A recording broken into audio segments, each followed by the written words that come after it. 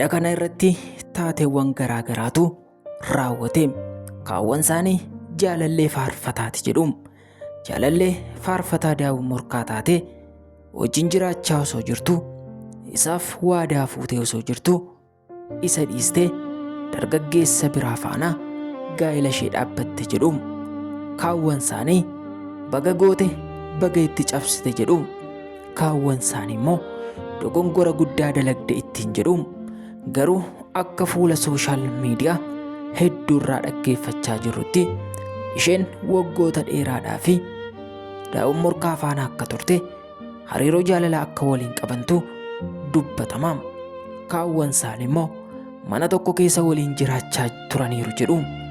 Dogongora guddaa kan ta'u faarfataa ta'ee osoo gaa'ela hin dhaabbatin, osoo waadaa hin fuusisin, akka macaafni qulqulluun jedhutti osoo hin adeemin, dubartii tokko osoo hin kaadhimmatin wajjin mana tokko keessa jiraachuun waan faarfataa tokkorraa tasumaa hin eegamnedha.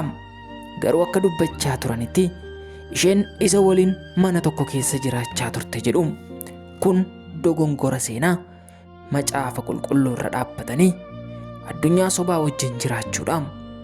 Garuu faarfattoonni keenya hedduun waan kana karaan dura quba qabdu taanaan isiniifillee qaaniidha. Garuu intalli kun guyyaa irraa cidha akkas bareedu makiinaa gatii qaalii quba ishee shananitti warqee harkaa naquudhaan dargaggoon ishee jaallatu kuni maatii isaa gidduutti jaallatamummaa guddaa akka isheen horattuu fi ishee kakaasuudhaani, jaalala daangaa hin qabne itti agarsiisuudhaani qabeenya isaa irratti dhangalaasee isheen jaalladhu ishee kana, isheen anaaf uumamte ishee kana jechuun gara ofii isaatiitti ishee fudhate. Daawwattoonniif dinqisiifattoonni faarfataa Daawit Girmaa garuu Daawitiin dhiiste nama qabeenya qabutti heerumte jedhanii awwaara kaasu. Silayyuu waan tokko isiniif kaasee darbuun barbaada. Hiyyeessa akkamitti haa fuudhu? Hiyyeessa akkamitti haa jiraatu? Dubartiin tokko maatii ishee gammachiisuu qabdi. Jiruu ishee gammachiisuu qabdi. Nama jaallattu wajjin jiraachuu qabdi. Dubartiin tokko gaafa nama tokko jaallattu waan hedduu irraa jaallachuu dandeessi. Isaan keessaa qabeenyi tokko ta'uu danda'a. Baay'een keessan garuu dubartiin qabeenya jaallachuu hin qabdu jettanii dubbattu. Maala jaallattu ree? Maaliin haa jiraattu ree? Namni isheen jaallattu qabeenya yoo qabaate maallaqa isaa ilaalte jettu. Isheen maallaqa isaa osoo hin taane namummaa gurbaa sanaatu ishee boojii ta'uu danda'a. Kanas ta'u sana Daawit Girmaas ta'u gurbaan ishee fuudhu Joon kuni intala kana naqate akka aadaaf duudhaa Oromootti gara maatii isheetiitti jaarsummaa argachuudhaan kaadhimmate gara ofii isaatiitti ishee fide. Baay'een keessan garuu akka wanta inni humnaan jalaa baase, akka wanta inni jaalalleewwan lamaan kana maallaqa dura isaaniitti qabee gargar baasetti dubbachaa jirtu. Keessattuu immoo Daawit Morkaa amilee isaa cabsaa jirtu. Maallaqa hin qabu, kanaaf isa gattee isa wajjin jiraachuun itti ulfaate inna daarii bulaa isheen jaalala argaa hin jirtu jechuudhaan amilee mucaa kanaa cabsaa jirtu. Daawit Morkaa nama amantii kiristaanaa keessatti gama faarfannaadhaan uummanni keenya ittiin eebbifamaa jirudha. Faarfataan kunis yeroo garaa garaatti faarfannaa afaan Oromoo baasuudhaan dheebuu amantoonni amantii kiristaanaa qaban isaan sooraa jira. Garuu yeroo ammaa kana taateen isarra ga'ee taatee ulfaataadha.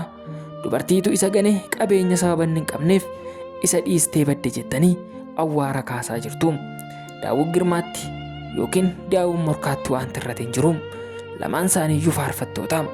Osoo Daawit Girmaa albeema isaa yeroo darbe gadhiiseera ta'e baay'een keessan ajandaa kana dhimma kaastaniif hin qabdanii. Daawit Morkaa taanaan awwaara kaastanii amilee mucaa kanaa cabsuudhaaf ganamaa galgala maggalaa jirtu. Garuu yeroo ammaa kanatti Daawit Morkaa yaada isaan maxxansine. Walaloonni sooshaal miidiyaa irratti kanaan dura hojjete fuutanii akka wanta inni isheedhaaf walaloo haaraa barreesse yookiin immoo poostii inni godhu kanaan duraa fuutanii rakkoo cimaa keessa turte ati namatu siif hin banne malee jettanii amilee kan nama kanaa cabsaa turtanii. Yeroo ammaa kana garuu intalli inni jaallachaa ture isarraa adda baateetti.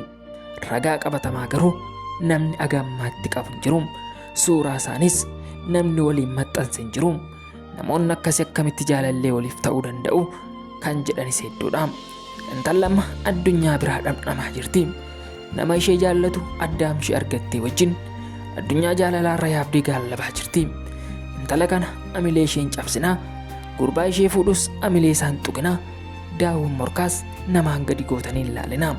Dhaamsa keenya yeroo ammaa kanatti biyya keenya keessatti bifa gabbaraan kan wal qabatu kan godina Oromiyaa garaagaraa osoo dubbannu, keessumaa kan warra Arsii osoo dubbannu kan Wallaggaa kan caalu ta'e carqii osoo hin taane warqii jedhu dubartoonni isaanii yeroo ammaa kana immoo dubartoota gimbii fuudhuudhaaf makiinaa gatii qaalii balbala isaanii dhaabuu qabda. Carqii ergisa otoo hin taane warqii erguu qabda. Hedduu nama rifaasisa. Fuudha sodaannee moggaa dhaabbanne akkam goonaan dhaamsa hunda keenyaadha. Yeroo ammaa kana gaa cidhiin intala keenya kana akka kanatti miidhagee akka kanatti itti tolee dikooriin addaa hojjetamee fi gaafa isheen fuula keenya duratti achi baatu innillee gaafa inni isheedhaaf waadaa fuudhu dargaggeessi botoroo fakkaatu akka ajaa'ibaa miidhagu kuni intalli miinzolii isheetiin kaadhimamte akkasuma dabaalamte innillee manansarii isaa ija isaatti godhate nama jaallatu kanaaf waadaa galaa jira. Miinzoliin ishee bohaarsaa jiru. Maatiinis ta'anii isa eegaa jiru. Hundumtuu akka ajaa'ibaatti tarreedhaan raawwachaa jira. Namni isin jibbitanis gaa'ela godhatee guyyaa irraa kana akka ajaa'ibaatti magaalaa Naqamtee booressee godina Wallagga lixaa hundumaa jaarsummaadhaan mataa maree. Odeeffannoon Oromoo Deel guyyaa irraa kana fakkaata. Viidiyoo kana daawwadhaan dhaamsa keenya.